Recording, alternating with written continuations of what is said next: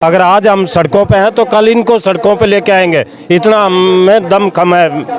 ठीक है, इससे घटिया सरकार आज तक इंडिया में आई नहीं है। बोला का बरगलाया गया, आपको OROP का पूरा फायदा दिया जाएगा। जो आपका वन पेंशन है उसको आपका पूरा फायदा दिया जाएगा, लेकिन वो सब जुमले थे, हमें कुछ नहीं मिला। अभी वही ताकत अभी 2024 के इलेक्शन में ये दिखा देगी कि जो सैनिक एकता है वो एक देश में बहुत बड़ी संस्था है। नमस्कार, मैं शेर भारद्वाज, नवयुग टीवी देख रहे हैं आप। मैंने दिन बताए तो छोड़ दिए हैं कि कितने दिन हो गए हैं, क्योंकि आप लोग को मुझसे ज़्यादा बेहतर पता है कि कितने समय से देश की धरती पे अंतर बंतर पर यही सैनिक जो है जो धरना प्रदर्शन कर रहे हैं। हाँ, सरकार नहीं सुन रही है, पता है आपको। क्या लगता है सरकार सुनेगी? मैं वही क्वेश्चन रिपीट करती हूँ, आप वही जवाब देते हैं, लेकिन समझ में आ नहीं रहा है, जनता नहीं समझ पा रही है, सैनिक नहीं समझ पा रहे हैं कि देश में चल क्या रहा है। कौन सा लोकतंत्र आकर के बैठ गया है कि जिनकी बातों को सुनने को राजी नहीं हो रहा है कोई सरकार, चाहे वो किसान हो, चाहे किसान के बेटे हो या ये हो सैनिक हो। क्या समय आ गया है? क्या लग रहा है आपको? नहीं, सरकार को सुनना पड़ेगा। सरकार क्यों नहीं सुनेगी हमारी बातें? क्योंकि हम सही मार्ग पर हैं। हमारे साथ क्या हुआ, हमारे साथ भारी भेदभाव और विसंगतियाँ बहुत कई प्रकार की है, और वो कई प्रकार की ऐसी हैं जो बहुत ही गहरी चोट के रूप में है। ठीक है, जैसे डिसेबिलिटी पेंशन है, MSP है, जो एक कठिनाई अलाउंस होता है, वीर नारी का पेंशन है, वो भी बराबर नहीं है। सहायक प्रथा है जो कि एक प्रथा के नाम से जानी जाती है, उसको बंद होना चाहिए। और भी कई सारी विसंगतियाँ हैं जिनको दूर करना चाहिए, और ये इसलिए हो रहा है क्योंकि अभी तक हम सोए हुए थे, और सोए हुए भी नहीं थे हम। क्या है कि एक अंडर इम्प्रेशन थे, we were under the wrong impression कि हमारे जो अफसर साहिबान हैं वो हमारा भला चाहते हैं, क्योंकि वो हमारे गॉड फादर की तरह होते हैं। पर वो उन्होंने रॉन्ग इम्प्रेशन तोड़ दिया। उन्होंने हमारे साथ भारी धोखा किया है। हमें इससे मतलब नहीं है कि उनको क्या मिल रहा है, ज़्यादा मिल रहा है, कम मिल रहा है, नहीं, बिल्कुल नहीं है। हमारे को पैसे की भी कोई वो नहीं है, हमारे ये अब सम्मान की लड़ाई है। हमारे को पैसा नहीं चाहिए, हमारे को सम्मान चाहिए। और जो असमानता है और असमान, अब पेंशन की बात नहीं होगी, पेंशन की लड़ाई बची ही नहीं है। पेंशन वही मुद्दे तो सारे चीज़ों में आते हैं ना। पेंशन तो एक चीज़ है, पर उसके अंदर कई मुद्दे आते हैं। जो भारी असमानता क्यों है, देखो उसका कारण क्या है। अरे इनको अफसरों को जो इतना पैसा बढ़ा करके दिया है, तो कृपा करके हमारे को बता भाई, उन्होंने ऐसा कौन सा फॉर्मूला अपनाया है कि उनको तो बढ़ोतरी इतनी हो गई। जवानों की बहुत ही नेग्लिजिबल हुई है, तो जेसीओ जो जेसीओ की ऑनरी रैंक की है, उनकी तो बिल्कुल भी नहीं हुई, एक पैसा भी नहीं हुई है। क्यों नहीं हुई? तो वही तो हम पता करना चाहते हैं ना कि कोई भी अफसर, बड़ा अधिकारी जो हमारे को इतने 27 लाख बंदों को लेके चला था कि साडा जवान साडा किथे रख, उन्होंने हमारी संख्या बल के आधार पे ही बल पे ही अपना फायदा किया है। यही फॉर्मूला है।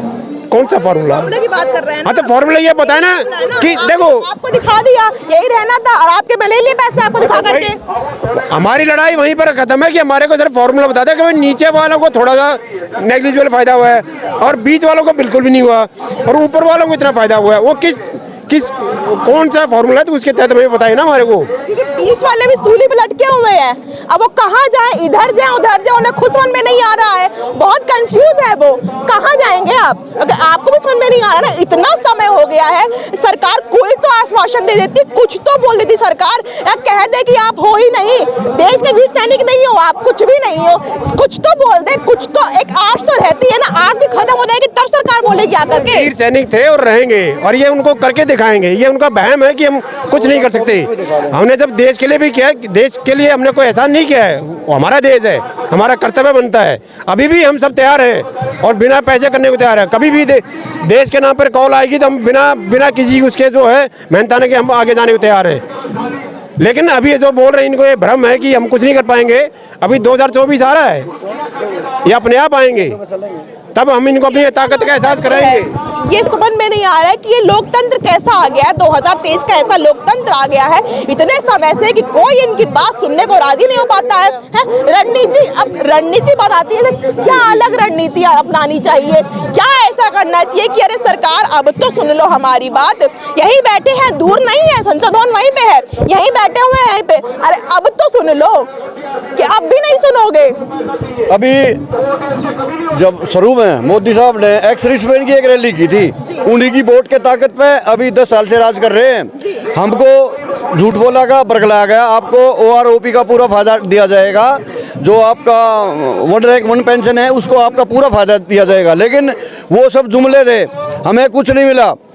अभी वही ताकत अभी 2024 के इलेक्शन में ये दिखा देगी कि जो सैनिक एकता है वो एक देश में बहुत बड़ी संस्था है और सरकार की नींव हिला देगी। मतलब आपने अब ठान लिया कि अगर सरकार हमारी बात नहीं सुन रही है तो अब कुछ और रणनीति अपनाने की जरूरत नहीं बच रही है, कोई और रणनीति नहीं अपनाएंगे। 2024 में हम भी दिखा देंगे कि हम भी कुछ हैं, हम भी हैं। अगर आप हमें इतना अनदेखा कर रहे हैं तो हम भी अपनी ताकत दिखा देंगे।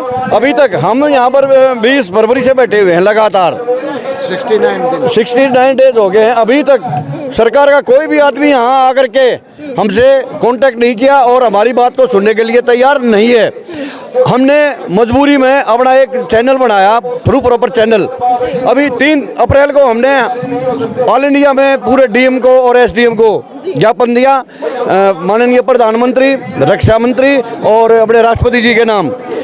फिर भी किसी ने एक्शन नहीं लिया। हमने फिर अभी इसी 30 अप्रैल को ऑल इंडिया में पूरे सांसद को, राज्यसभा हो या लोकसभा हो, सभी को फिर ज्ञापन दिया है, प्रधानमंत्री, राष्ट्रपति और डिफेंस मिनिस्टर के नाम। हम कल सभी को पूरे हिंदुस्तान में ये ज्ञापन देंगे कि भाई मेरी आवाज़ सुनो, ये जितने भी यहाँ पर पूर्व सैनिक बैठे हैं इनकी आवाज़ सुनो। फिर भी ये नहीं जाग रहे। लास्ट हमारे पास में हमारी वोट की ताकत है और 2024 में हम इस सरकार को दिखा देंगे जो इन भूतपूर्व सैनिकों के वोट की ताकत पे ये सत्ता में आई हुई है। अभी समय है। ज्ञापन, कितने ज्ञापन दे लें? ज्ञापन होता है कि ऐसा तो नहीं हो रहा ना, एक ज्ञापन है आपने दिया, हाँ देखा इनका ज्ञापन है, लो जाओ, कोई मतलब नहीं बनता है।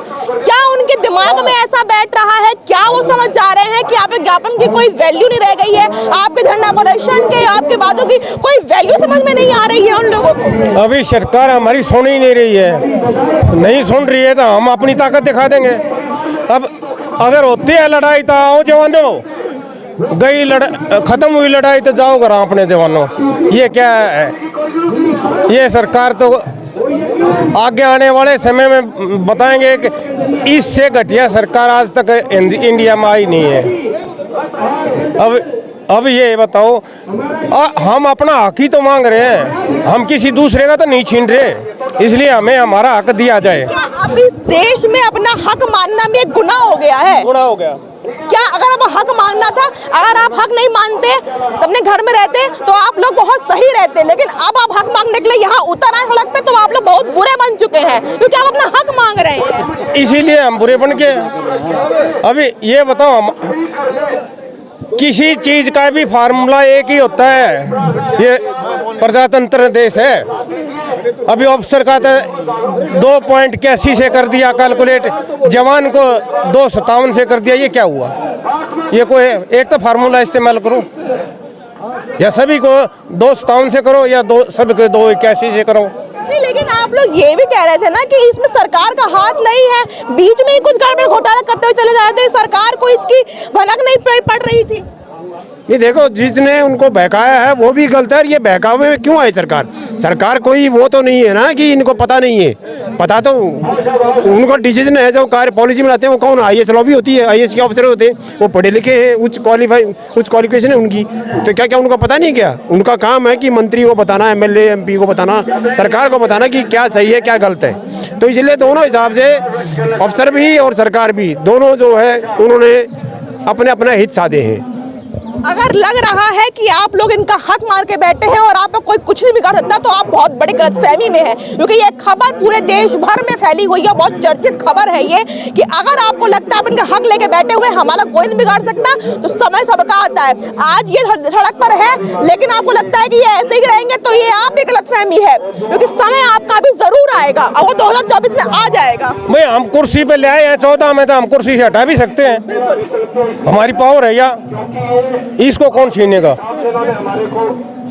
सैनिक, अगर अभी आप लोग वहाँ सेना पर बॉर्डर पे लड़ाई कर रहे होते तो जी अभी पेंशन आई है, जिन्होंने 4% दिया, 4% हमारा डिडक्ट कर दिया है, पेंशन से भी निकाल दिया।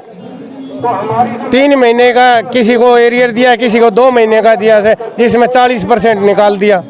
मेरी खुद पेंशन से 40% काट दिया। दिए। ये बताएं कैसे काट दिया। और ये हमारे पेट से भी खाना हुआ, खाना भी छीनने के चक्कर में है। सरकार की आंख बंद है, ये आंख खोल लेगी ना। वो मनीराम बागड़ी था इलेक्शन में, छोटे छोटे पिल्लूरे ले रहा था, उनकी आंख नहीं खुली थी जब कांग्रेस का राज था। तो वो बोले भाई ये कि इनसे पूछो, बोले अभी तो कांग्रेस की सरकार है, हमारी आंख खुलेगी जब कौन सी सरकार आएगी, जब देखेंगे। तब हमारी आंख खुल रही है, हम अपनी आंख खोल के देखेंगे सरकार कौन सी है। तो क्या कहना चाहेंगे आप, सरकार से क्या बोलना चाहेंगे, आप सरकार से क्या निवेदन करना चाहते हैं? अब हम सरकार को एक ही मैसेज देना चाहेंगे कि आपने जैसे सवाल किया था कि भाई अभी भूतपूर्व सैनिक सड़कों पे हैं, अगर आज हम सड़कों पे हैं तो कल इनको सड़कों पे लेके आएंगे, इतना हमें दम खम है। ठीक है जी, इतना हम हमें झुकने दम, वाले नहीं है, हम झुकने वाले नहीं है सरकार के आगे। हम अपनी वोट का इस्तेमाल करके, हम झुकने वाला नहीं है, इतना हमें दमखम है। वही बात आ जाती है घुमा फिरा करके कि अगर आज हम सड़कों पर हैं तो कल आप भी आ सकते हैं। 2024 में वोट एक इंसान के पास हथियार खाए, एक वोट ही रहता है, वो हथियार जो है वो उनको दिखा दिया जाएगा। देखते हैं इसमें आगे क्या होता है। मैंने टीवी, धन्यवाद।